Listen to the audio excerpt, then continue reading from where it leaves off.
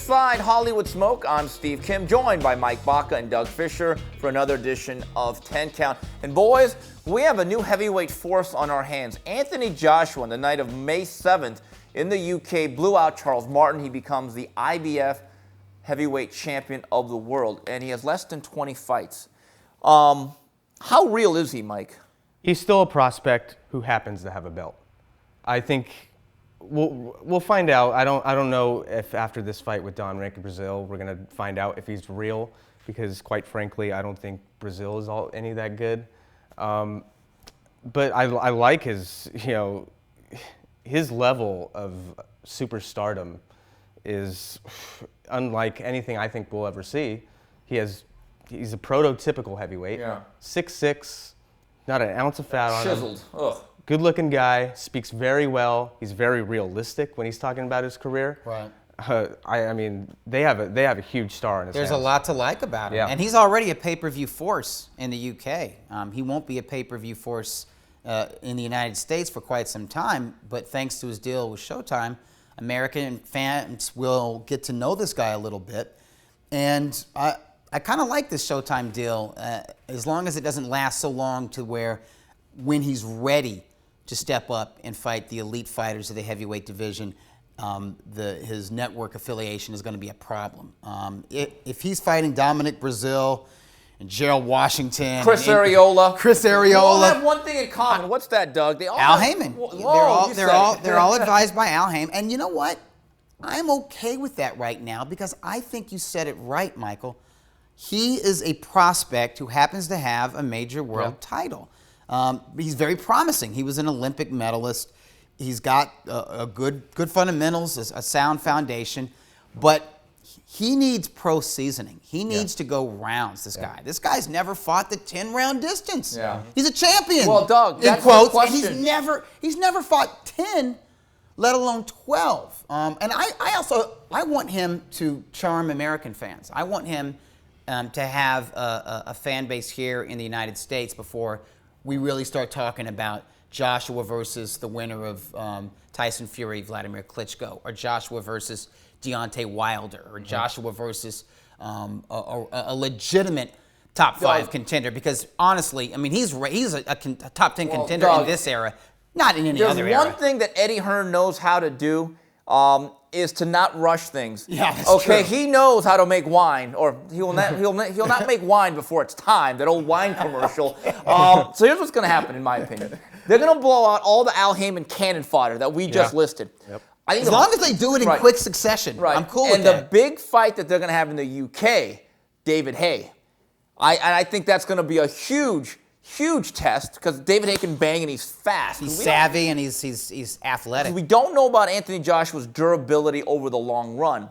Then I think whoever's left of the whole Tyson Fury Klitschko situation, Deontay Wilder's going to be out there. I don't think he's going to have a quote-unquote real fight for at least 18 months, and I agree with you. You still develop this guy. Charles Martin was a very special situation because, let's face it, he was very beatable, and Charles Martin put his belt up for sale, and he did the right thing. He got paid $4.5 million from what I'm told. I think Anthony Joshua, for as big as Frank Bruno was, kind of the lovable loser, always a game guy, but, let's face it, never got it done. Lennox Lewis had more flags than the UN. He was never really quite European or English enough, more Canadian, Jamaican. I think Anthony Joshua, if he's real and there is substance, I think he can be bigger than Ricky Hatton was. I really do. He's a heavyweight, and let's face it, he might be more physically gifted. Yeah, absolutely. And his knockouts that we're going to see in the coming months and years, they're elevated by the fans that are watching him. I mean, he's selling out arenas already, and he hasn't even fought 20 pro fights yet. Doug, does Dominic Breazeale make it to round 3? Yeah, he probably does. He's vulnerable, but he's big.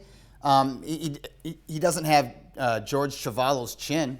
You know what I mean? He's not Ray Mercer or Oliver McCall in that department, but he's got a lot of heart. He's gonna be in tremendous shape. He's gonna be tremendously motivated, and he's got that kind of character where he will get up from a knockdown. I think he'll get up, and his instinct will be to fight and scrap, and I think he'll make it fun and interesting. And I think it'll be a fun fight that goes beyond Guys. 3 rounds. I'm thinking like 5th round, 6th round stoppage. Speaking of fun kind of like fights- the Dillian White fight. Because this guy won a fight recently, just this past weekend, against Carlos Takam. And if you look at the ratings, he's now in position. And we Yeah. talk about when is Anthony Joshua going to have his first real test.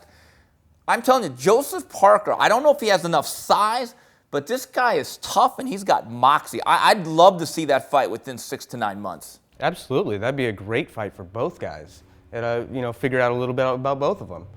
They both need that test. I don't think that fight would happen necessarily very soon, but I mean, Maybe first quarter of 2017.